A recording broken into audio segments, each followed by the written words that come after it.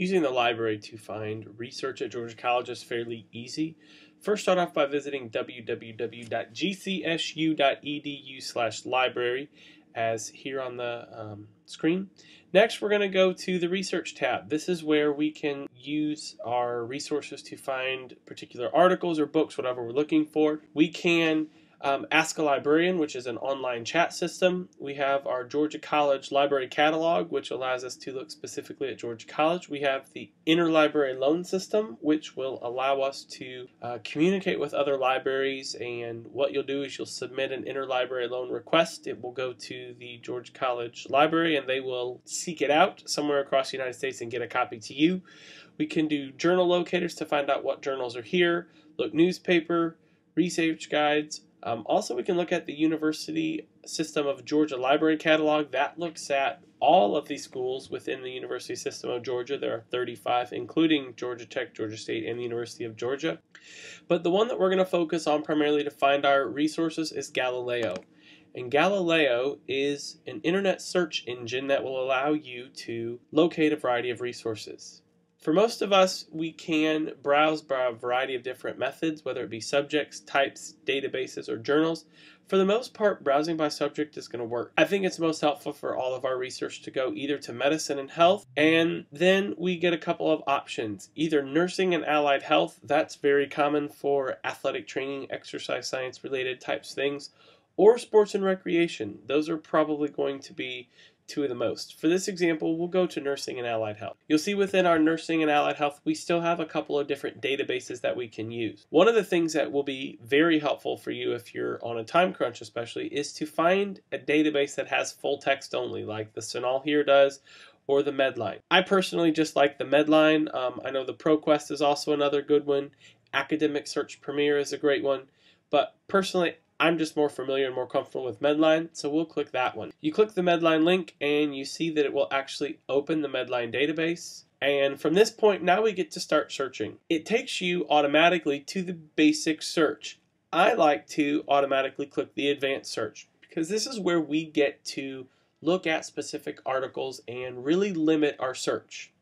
From this advanced search, we also get to limit our date of publication. We can click to limit to full text only, meaning that there is a PDF attached with it, or there would be an HTML copy of it. It also allows us to look at different things, whether it's an evidence-based medicine review. We can look at genders, look at different types of clinical queries. We can look at languages, what types of animals were involved, all different types of things. For this example, let's just start off pretty broad. Let's start off with physical activity and weight loss. By clicking this full text link, we're going to limit it to full text only, and we're going to search. We see that for physical activity and weight loss, we have 603 articles to look through.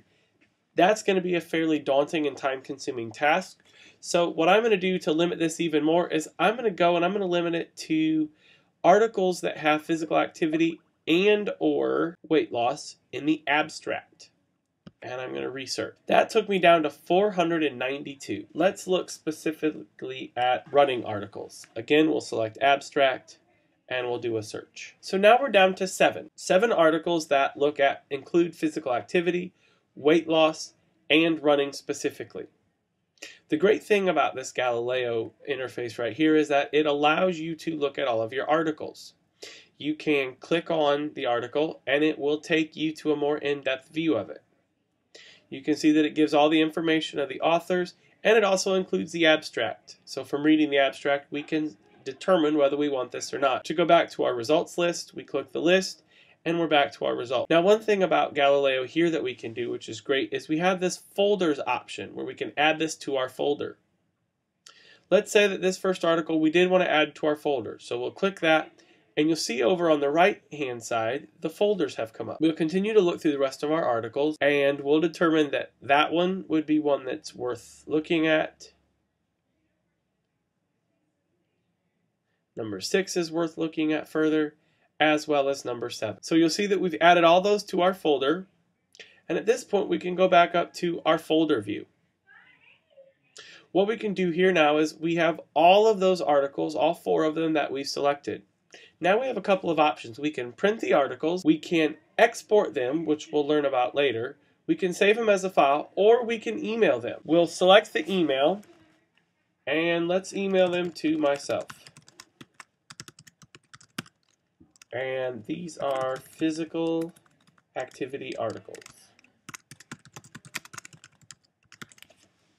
You'll see that we'll want it as rich text. We can remove them from our folder after we're emailing them.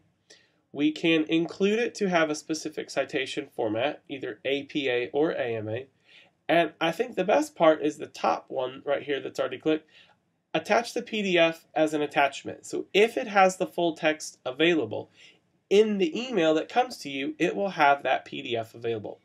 So we'll go ahead and click send, and those are on their way to you. When you're done, we can go ahead and click back, and we notice that we don't have any articles in our folder anymore because we deleted them. We can now begin a new search if we'd like.